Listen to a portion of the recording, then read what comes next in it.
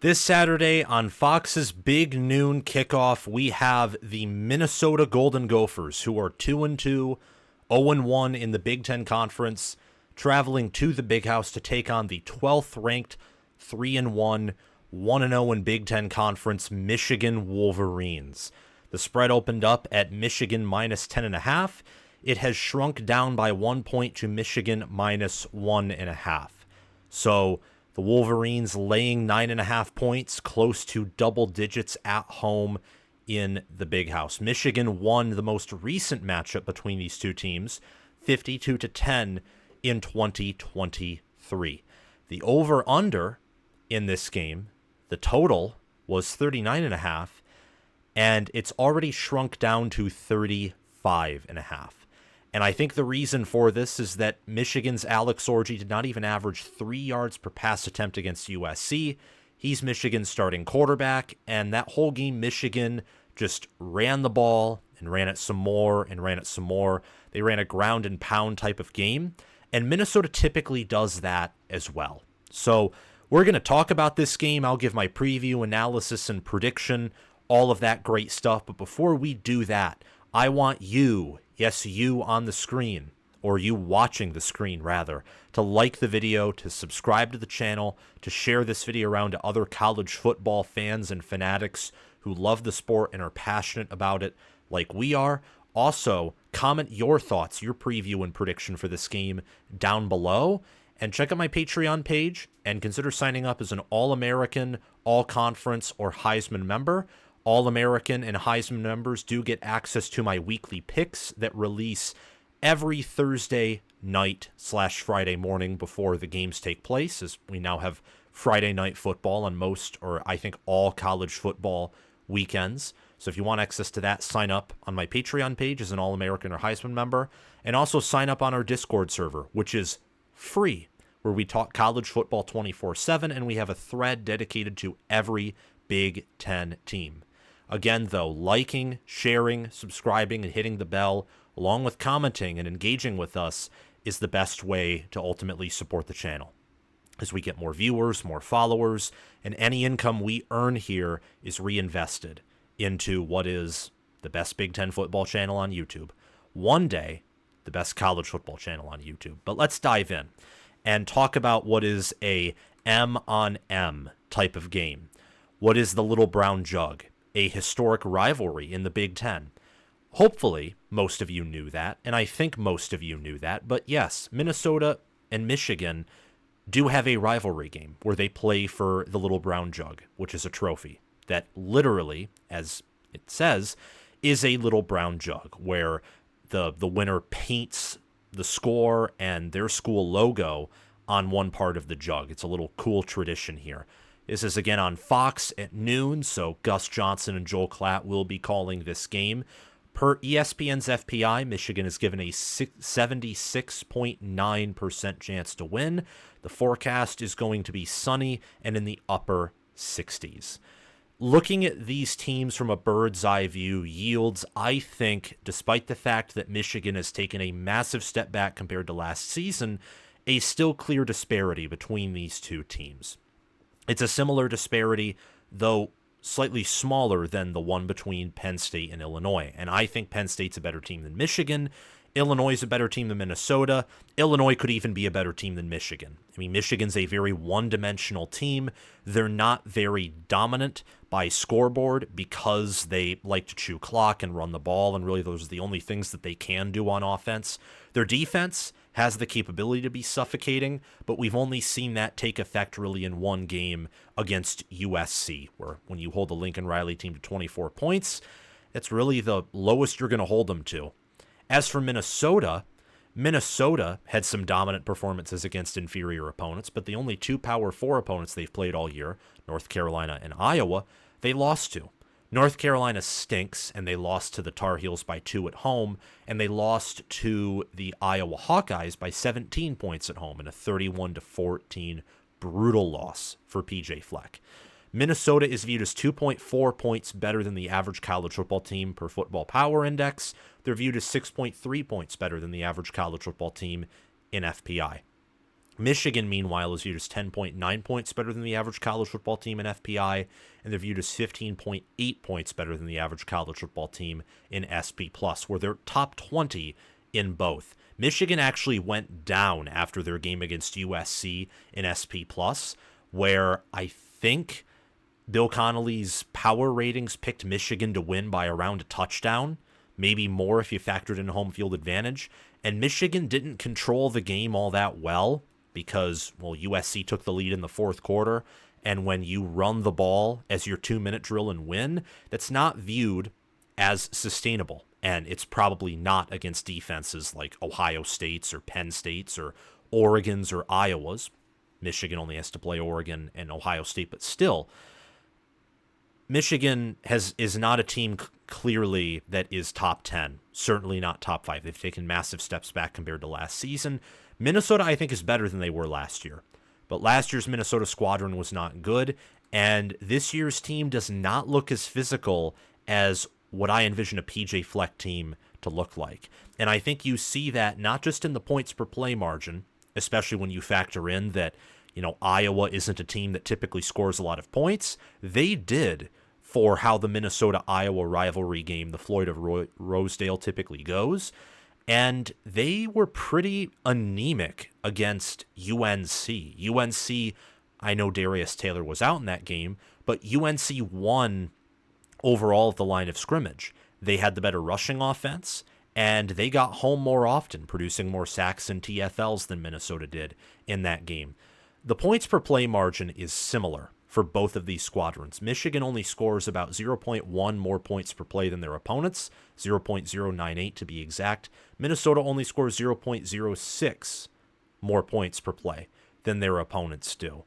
Both of these teams, if they win, it's in close fashion, or maybe dominant, but it doesn't reflect on the scoreboard, or it's certainly not a blowout. It's just a game-controlling, dominant, solid win. And if they lose, in Michigan's case, and even in Minnesota's case, in week 4, Michigan's case in week 2, they lose pretty big. So certainly it's not the matchup that Penn State, Illinois is. It's not even close to what Alabama, Georgia is.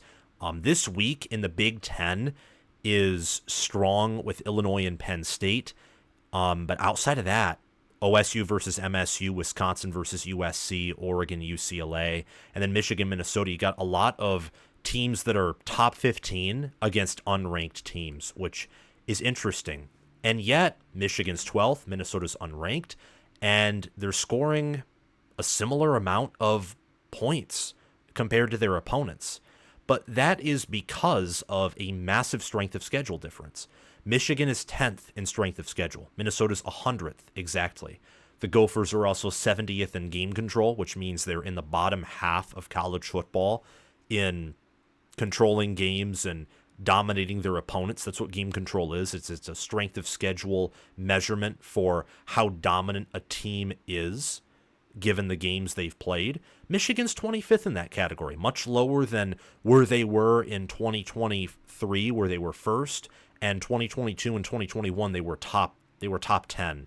I think even top 5 in those categories.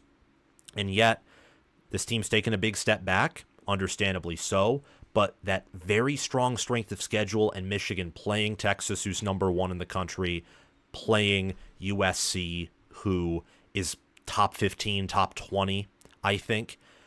They've had more tests than Minnesota has. Fresno State right now is undefeated outside of their loss to Michigan. So that was another team, a group of 5 team, one of the tougher group of 5 teams that Michigan played. Fresno State, honestly, could beat North Carolina. They wouldn't beat Iowa. Iowa is, by a long shot, the toughest team that Minnesota has played. But big strength of schedule difference. Nonetheless, both of these teams, they like to run the football. They do have a powerful running back room. They have some good offensive linemen, but their offensive lines have not exactly gelled to be the elite units that they have had in the past. Certainly not the case for Minnesota. Michigan came alive against USC in run blocking. Their average yards before contact was 3, which is like Joe Moore Award level stuff. But in pass protection, they still have a lot of work to do. And that's a 1-game sample size where Michigan was elite in run blocking. 1. And we like to see consistency here on College Football with Sam. And speaking of consistency, Michigan has been able to consistently run the ball, regardless of whether their offensive line has a great game, good game, underwhelming game. Kalel Mullings has had a great performance in every one of the games he's played in. He didn't get enough carries against Texas. He did well given his minimal amount of carries against Fresno State and Arkansas State.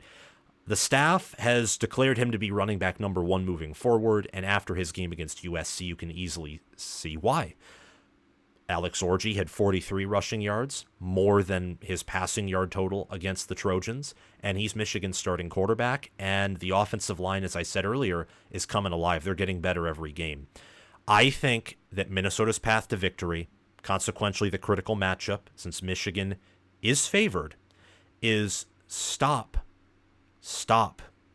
Michigan's rushing attack. Like, slow it down. If Minnesota can hold Michigan to 4 yards per carry, 5 yards per carry, and only give up 1 explosive run, or a dream scenario, but one that may not be likely, hold them to 3 yards per carry. Well, Minnesota, with Max Brosmer and Daniel Jackson and Elijah Spencer and Darius Taylor's done a pretty good job out of the backfield this year as a receiver, been more involved. They might be able to target some of the weak links that have existed in Michigan's secondary and linebacker core and make this a game. But that's not going to happen if Michigan can just run for 7 or 8 or 6 yards per carry, unless Michigan has like 3 fumbles or they're minus 2, minus 3, minus 4 in the turnover margin. That's the critical matchup here, is can Minnesota's defense hold Michigan's rushing offense and force them to pass more than they did against USC? Because I think Michigan will be more open to passing against Minnesota if they feel like they have to than against USC. I feel like the game plan against USC was just, look, they have D'Anton Lynn, they have a great defense. This is a game we have to win to save the season. Let's turtle up. Let's go to our identity and just stick with it. And Michigan won, and it was overall a good coaching move. Here, Michigan is going to need to pass the football more if they want to raise their ceiling, because you're not beating Ohio State doing what they did against USC. Michigan right now would not even play Ohio State within a possession, not even close, based off of the film that I've watched and the style of game that they're playing here. It's not sustainable against top 5 teams. Maybe they can eke out a win against Oregon, but I wouldn't pick Michigan to win that game either. And Indiana and Illinois can certainly beat Michigan. Michigan can still lose 5, 4, 3 games, including their loss to Texas. I mean, going to the playoff for this team is going to be hard, and if they want to maximize their potential, raise their ceiling, they already have a, I think, pretty high floor. What you do is you pass the ball more, and Michigan, I think, is thinking that Minnesota is the team to do that against. But Minnesota can, if they play good defense in the run game, really not so much the pass game, because if Minnesota does a good job against the run and Michigan is to pass, honestly, with what Michigan's shown in the passing offense, it's not going to take a lot to completely grind Michigan's offense to a halt if you force them to throw and they struggle to run the ball consistently. And as for Michigan, run, chew clock, give Kalel Mullings and Donovan Edwards some touchdowns, and get Alex Orji involved in play action and get him some throws to make him comfortable. That's, I think, Michigan's game plan, but the critical matchup here is really Minnesota's defensive front, the defense overall, versus Michigan's rushing offense and all the pieces that go along with that. Offensively, I like Max Brosmer and his receiving core over Michigan's receiving core and over Alex Orji. Outside of that, though, I think Michigan's the better team. Michigan has 90 passing attempts on the season. They have taken 6 sacks. Minnesota's taken 8 sacks on 119 passing attempts. And again, Michigan's faced Texas. They faced USC. USC and Texas both right now are top 20 in defensive efficiency. USC's defense is clearly top 75, maybe even top 50, maybe even higher than that. Texas, I think, clearly has a top 20, top 15 defense. Minnesota's faced a defense in Iowa who is very impressive. And Iowa, outside of 14 points in the first quarter, was able to completely shut them up, and they were able to get a sack on Minnesota. Minnesota also took 5 sacks to North Carolina, who has a pretty good defensive line. Tackle might be a push here, but overall, Michigan's been improving on the offensive line, and Ariante Irsay is a great player. I think he's the best offensive lineman out of this whole group, but he hasn't been having, I think, the same elite year that he did last season, and Minnesota's offensive line has been, quite frankly, disappointing. I mean, they're only running for 3.8 yards per carry, and Max Brosmer only has -3 rushing yards. Like, when you factor in the 8 sacks he's taken, only -52 rushing yards with sacks. You factor that in, or you take that out, rather, and Minnesota, still with Darius Taylor, is struggling to run the ball. I mean, Darius Taylor has 222 yards on 35 carries for 3 touchdowns. He has a long rush of 80 that he had against Nevada. And he had longs of 17 against Iowa and also Rhode Island. He did not play against North Carolina, by the way.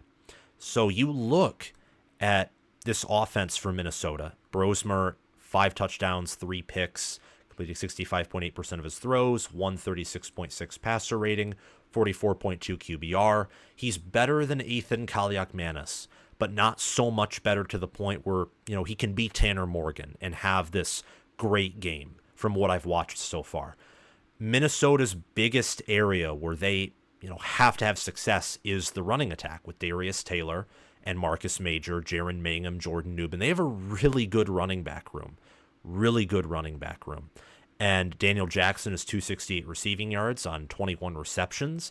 Elijah Spencer, Lemeke Brockington, Jamison Gears, Darius Taylor, and Christian Driver each have a receiving touchdown on the season. So I like this Minnesota receiver core, and I like Max Brosmer compared to what Michigan has at receiver and also quarterback. Alex Orji's 10 of 18 for 47 yards, 2 touchdowns, 55.6% completion percentage, 2.6 yards per reception. Colston Loveland, who didn't play against USC, still leads the team in receiving yards with 187, a touchdown, 19 receptions, and Michigan's only averaging 8.5 yards per reception. I mean, this passing offense is just horrific, absolutely horrific. But Michigan has Cologne Mullings and Donovan Edwards. Edwards has 224 rushing yards, 2 rushing touchdowns for 4.5 yards per carry. He's doing better than he was so far last year. Cologne Mullings has 429 yards on 53 carries for 8.1 yards per carry and 4 rushing touchdowns. Orji has 101 rushing yards. Benjamin Hall is 34 rushing yards. Michigan right now is 819 rushing yards, 5.6 yards per carry, and 6 rushing touchdowns. And Colston Loveland, it doesn't sound like his injury that he sustained against Arkansas State was too severe, so I imagine he may be back in the lineup this weekend. I don't know for sure, but regardless, I look at players like Marlon Klein and Hogan Hansen as better than Jamison Gears. But offensively, these teams, there's not much separation because Michigan's not good offensively.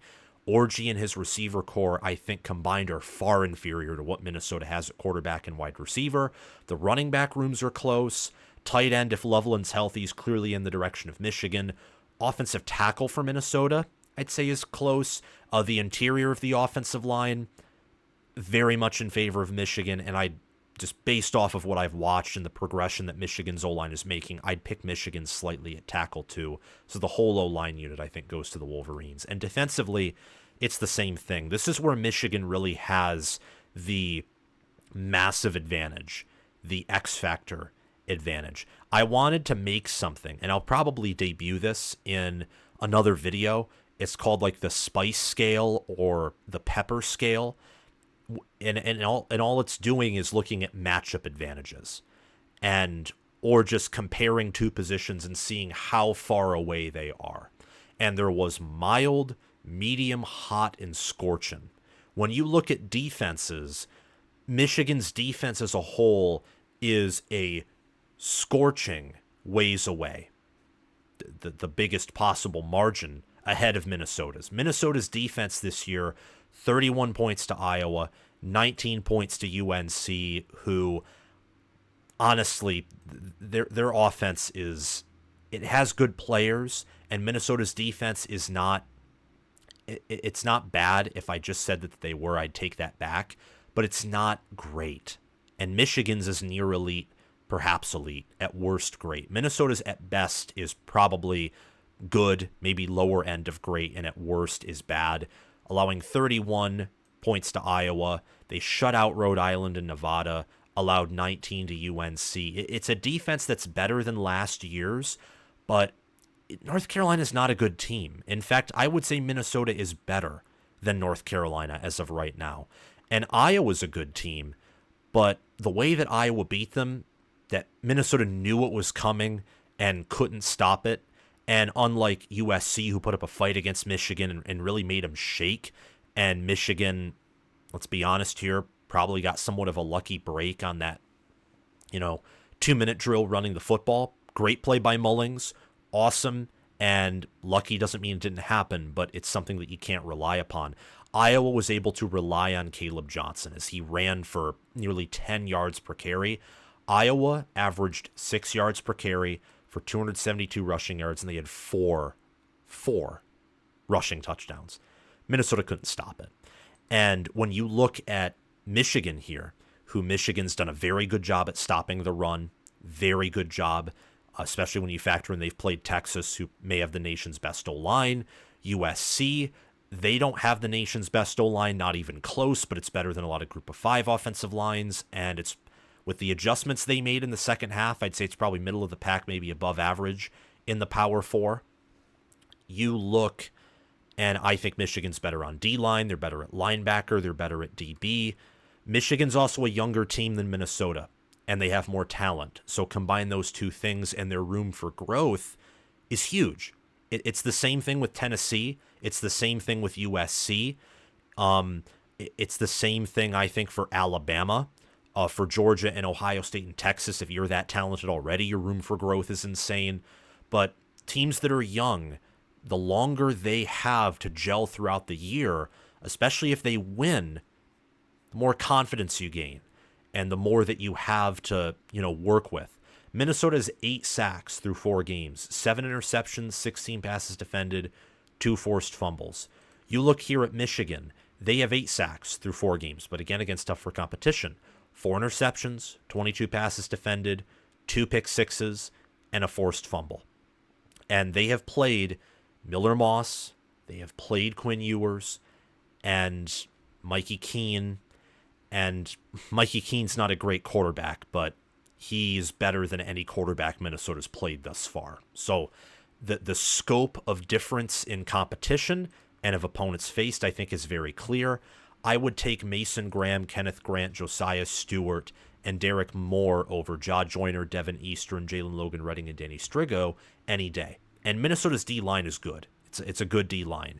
And Cody Lindenberg and Maverick Baranowski at linebacker, and I think Wally, Robinson at corner, Coleman Bryson, Aiden Gausby, and Jack Henderson in the safeties, they'll provide a challenge to Michigan's offense, which is very one-dimensional. It's a more one-dimensional offense than Iowa's is, because Cade McNamara right now is a better QB who may actually have better receivers, or at least the same level of receivers as Michigan does, but he's the better passer than Alex Orji is right now.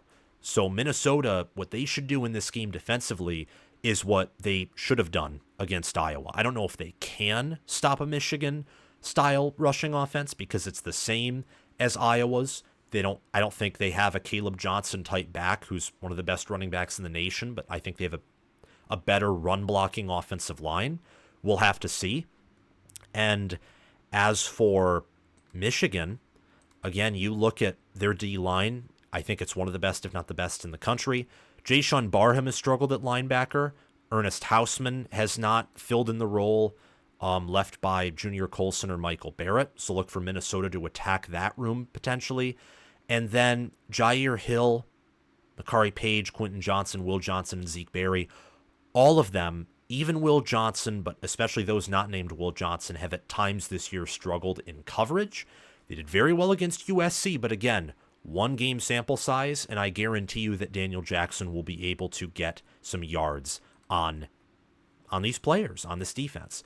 Michigan is better overall in the trenches. They have the better O-line, better D-line. No further questions or comments. And for special teams, it goes Michigan's way as well. Dominic Zvada is a better kicker than Dragan Kesic. You look at return specialists, Quentin Redding is good. Samaj Morgan has improved compared to last season. And at punter, Tommy Doman came alive against USC. Mark Crawford has had a good year. These special teams units, I think, are both good. But really with kicker, which is one of the most important, if not the most important, special teams piece, I'd give it to Michigan. Zvada's been accurate from over 50, and again, power plus accuracy is very, very important. I mean, that's the ultimate combo you want in a kicker. So if Michigan can't get in the red zone against Minnesota, they can kick field goals and maybe rely on their defense a bit. And when you look at coaching, PJ Fleck, maybe I'm underrating him here, maybe. And Sharon Moore is a pretty young head coach, but I got to be honest, with what they've done so far this season, and even in recent memory, like if you look in the previous 2 years, what Moore has done in the big games last year and this season so far, with literally no quarterback play and no receivers, still finding a way to beat USC, that's very impressive. It is. And this is less of me saying that I think Moore is a good or great head coach, because I have some questions about him still, and more so about the fact that Fleck has honestly, so far this season, really disappointed me. The way that they played against North Carolina, especially knowing who North Carolina is, questionable, and that Iowa loss just felt bad. Minnesota has not had a loss to Iowa that severe in quite some time, and Iowa straight up executed them in their own home stadium. And offensively, defensively, and strength and conditioning wise, I would give the edge to Michigan staff wise. Both offenses are very anemic, but Michigan has Tony Alford there. They do. They have Tony Alford coaching the running backs, and Kirk Campbell is a decent QB coach. It's the same thing with, Matt Simon and Greg Harbaugh Jr. They're decent in some roles. Play calling wise, though, both of these staffs are pretty atrocious. I just lean Michigan here mostly because of their offensive line and running backs and how those rooms have done, even though they didn't return as much production as Minnesota did there, and they're outdoing them. And strength and conditioning wise, I'd give the edge to Michigan as well. Overall, I'm picking Michigan to cover. I'm picking them to win by a score of 34-7. The game, I think Minnesota will score early like they did against Iowa, and it could be close for a half, probably will be, or maybe a quarter, best case scenario for Michigan. I just think Michigan, like at a snail's pace, will score points in every single quarter, especially in the second half, and really just put it on. The game will be a dominant performance for Michigan. At the same time, though, given how slow they'll move and the fact that it'll probably be a huge repeat of last week, just with a more dominant performance because Minnesota does not have USC's offense, it may not be as dominant as the score indicates. In fact, I would say it probably won't be as dominant as the score indicates for Michigan. And I could see this game panning out the exact same way that I think it will be, stylistically and in yardage, but the score being totally different. Like maybe it's Michigan 23 or 24 or 27, Minnesota 10 or 14. It's a much closer game than what I think the score will be, but overall the same type of performance, just maybe Michigan, I don't know, they don't break off a big run, or Minnesota deflects like a trick play or a play action pass that's wide open, or Michigan's receiver drops it, or maybe Michigan turns it over once and it's a pick six, a fumble recovery for 6, or it's in Michigan territory and Minnesota scores off of it. These two teams, because of how they play, especially because of who Michigan is, it's a very hard game to read. But I think that Michigan will score because of their really good rushing attack, And as a result, they'll score points on Minnesota. They'll really constrict Minnesota. And I wouldn't be shocked either if late, once the game is, a little out of reach, they begin to try and pass the football to give Orji some reps. Thank you all so much for watching this video. Remember to like, subscribe, hit the notification bell, and comment your thoughts down below. Thanks to Crash2488 and Brasco Rascal for sponsoring this video as Heisman members. Thanks to Chris Lane, Conolula OH, Ismar Tyler 9, Chilton Cush for sponsoring this video as all conference or all American members. And thanks to John Lynn, Roaming Gnome, Matthew Sale, Austin Christmas, and Janisha Cockrell for sponsoring this video and channel as all conference members. Have a great day, guys. I will see you all soon. The link to my Patreon page, Discord server, and merchandise store is in the description and the pinned comment. Go Gophers, and go Blue.